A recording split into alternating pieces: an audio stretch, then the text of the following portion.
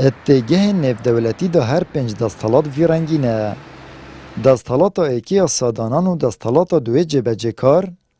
و دستالات سه دادوری و دستالات چاره روزنامه گری و یا پنجه جی جواک سویله. لیل هرما کردستان دو دستالات حکمیت کن که او جی پاره و چکن. و همو دستالاتین دیتل بن دست جود پارتن دستالات دارن کوب آرزوی آوانتین آرسته کرن. بلا بيتا دادگاه كرن بلا بيتا كرن دادگاه هایی بلا بيتا كرن يعني هر تاجيل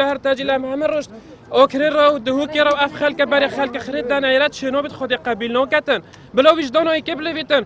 نزدیکی 15 جارانه دادگاه که نا چالاکوان و روزنامه‌وان بادینان بهانه جدا جدا تنه پاشه خستن. بیتن او جهرا 14 یا 15 کو دادگاه وان چالاکوان بادینان تیتا پاشه خستن او جی بوی چنده صفرتن کو دادگاه هیچ بالگاه که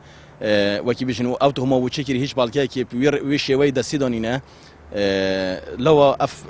محکمتوانا تینا پاشه خستن اوجی زفرت بوی چنده دبیتن کارت کرنا دا صلات آنش بیشن یا حزب کا دا صلات راست او خو السر دادگاه و السر دادگاه ازاله و اوجی بیتا اگرک کو اف دریش کرنا و اف پاش خسنا دادگاه بوفان چالاک وانا بیتا شرک درونی برانبر وانا کو شرک درونی دیال وانا تکرن ابدیتنا چالاکوان دو که پاشه خستنا بردام یا دادگاه که نا دست سرکرین بادینان بودو اگرین سرکی ود گرید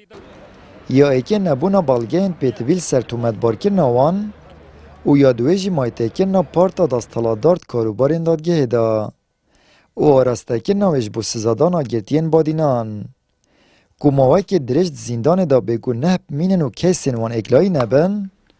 او درست کرنا فشارن درونیل سرمالباتن وان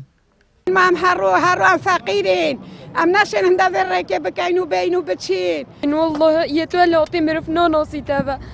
هم أبد فيتن حكم كانوا خلصوا شو أبد چند تأجيل كان تسرى والله تسرني بس فيتن حكم كان أبيتن كيسا كان بزوترين كات يكلهي بكاتو نك زياتر لصالك بخيانيتن أجر هر چند تاوان بار بيتن أوان باريزري خويانه أجر باريزري خويانه بيتن تاو ده بيتن دادگاه كيسا كي يكلهي بكاتو بلام كيشك أويا كإما همو ما دزانين أم دواخستني ك